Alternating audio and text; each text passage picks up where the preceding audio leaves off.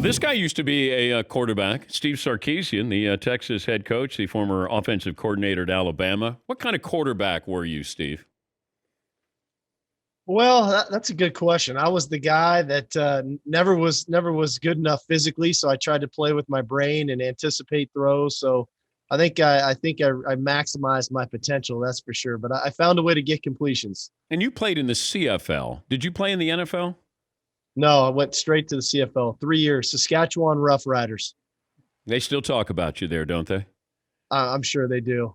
I'm Do, sure they do. do you still have? Where's your Alabama gear? It's sporadic. My son took a lot of it home. I will say from the national championship game. I mean, he was loaded up. So I've got a couple things with me, and there's a couple things I definitely want to keep. Have a garage sale. Probably doesn't go over well. You know how they do the issued gear. They get your name in the back. It's kind of Oh, like okay. Sark and your locker number. Probably wouldn't go over well just selling my gear.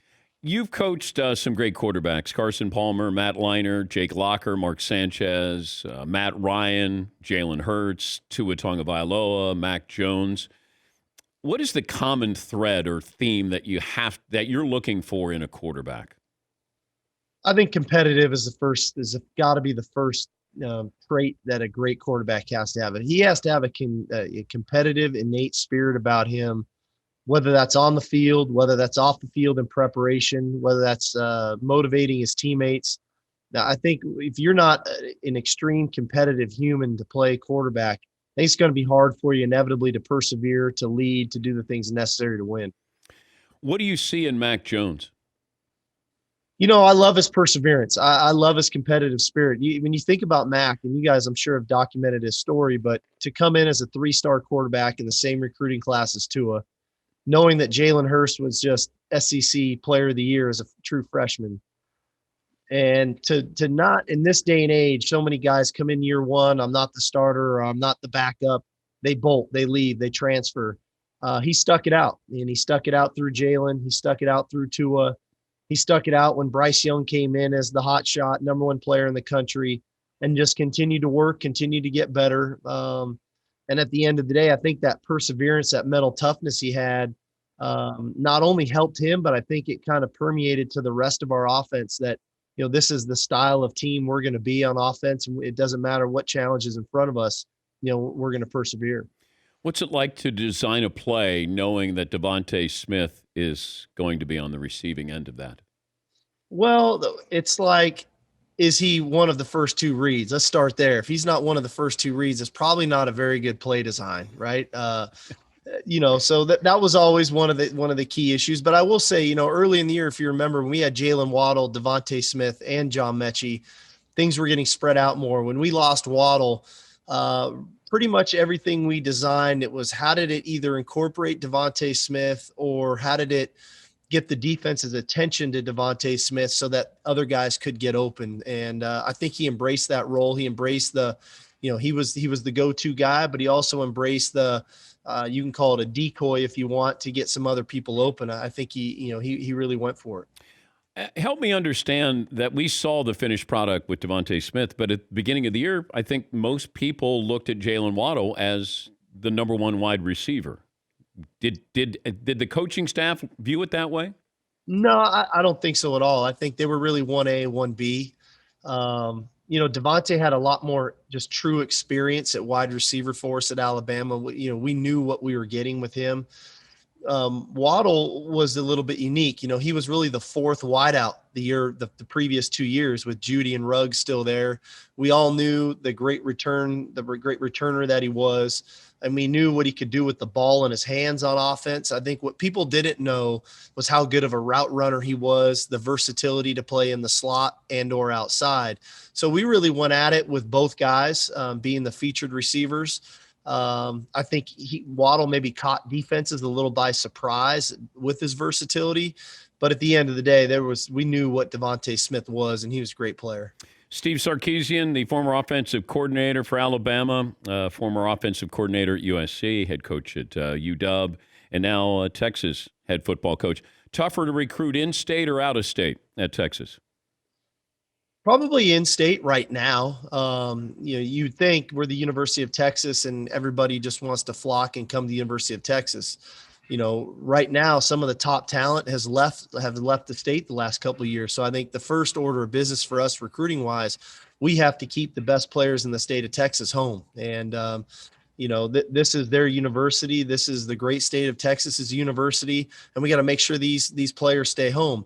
Once we can solidify that, then maybe you can look around outside. But we've got so much great in-state talent. Our focus is going to be there and will remain there. And if we do some things out of state, it's really regional or maybe a connection to a coach or a certain player on the roster. How would you out recruit Nick Saban? I don't know if you necessarily just out recruit him. I think we've got a great brand at the University of Texas. It's an iconic brand. It's one with rich history and tradition. We've got tremendous resources, unbelievable support. And the reality of it is we're going to build something. We're going to build something special here. I think regionally, the kids we can recruit are a lot closer to us, right, in state. Where at Alabama, I think they have to reach a little further. There's not as much going on in state for them. Clearly, the track record that Coach Saban has put together is second to none. But I think we're going to build something special here, and the plan is for me to be here for the next 15, 20 years. So hopefully you're interviewing somebody here 15 years from now and asking them the same question: how are you going to out recruit Sark at Texas? You guys going to schedule Alabama? We are scheduled to play them in 2022. Nice. I like that. How about A&M? I'm hopeful. I'd love to play that game. We'll see what happens. If I would have told you 5 years ago you'd be the head coach at Texas, what would you have said?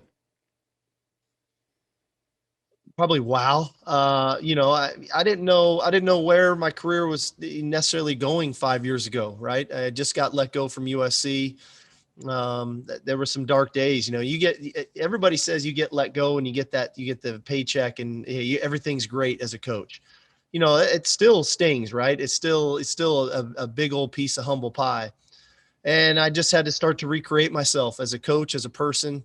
And I didn't know if I'd be a head coach again 5 years ago. But as the years went on, as I started to work in Atlanta, as I got to Alabama, some more opportunities came that I said no to. I had a feeling I'd be a head coach again. I just wanted to be the right one. I didn't know what the right one would be. Clearly, when Texas called and you looked at the roster and the resources and the athletic director, Chris Del Conte, and everybody involved, this was the right one, and I jumped at it. But also, you have to look at yourself, and you want to continue your professional career. And I had a moment where I went through this, almost 2 years ago, where you start to go, I got to get better. I got to get healthier.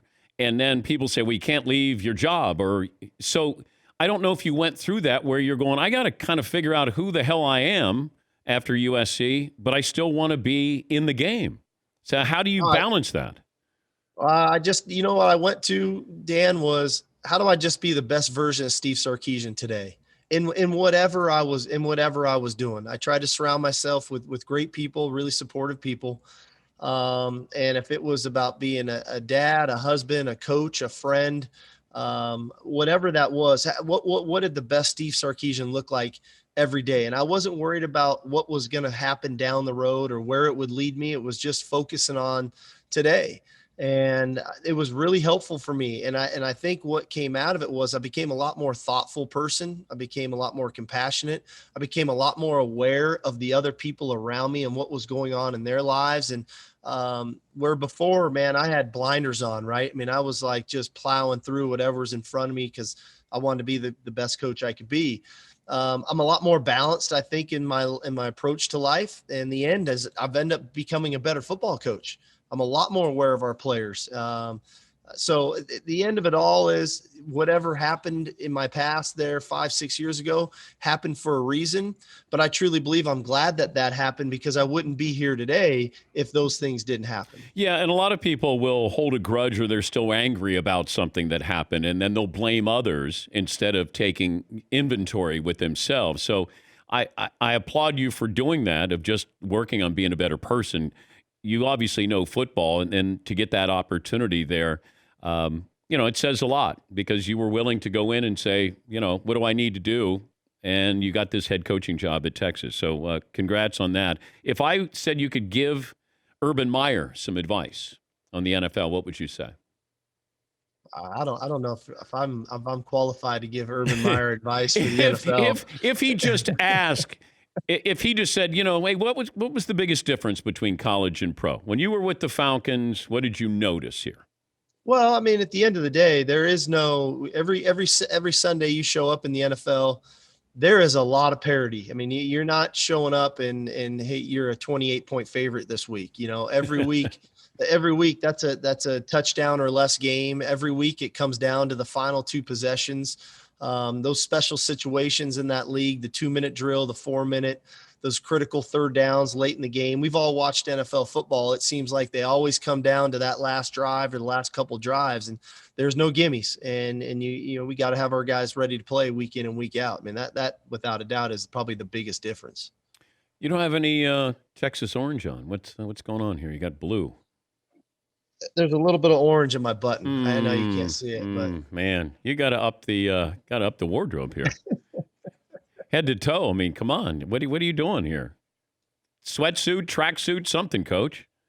Well, I just spent 2 years in Alabama where it was a sport coat and it wasn't a sweatsuit from the guy that I work for. So you kind of, I guess you get trained. Hey, well, good luck with this, Sark. Hopefully we'll stay in touch there. And you know what? You got a lot of resources there, and they've certainly waited a long time for Texas to come back to the prominence that, we sort of grew up with. So good luck with that. Thanks, Dan. I really appreciate it, buddy. That's Steve Sarkisian, the new head coach at Texas and former offensive coordinator.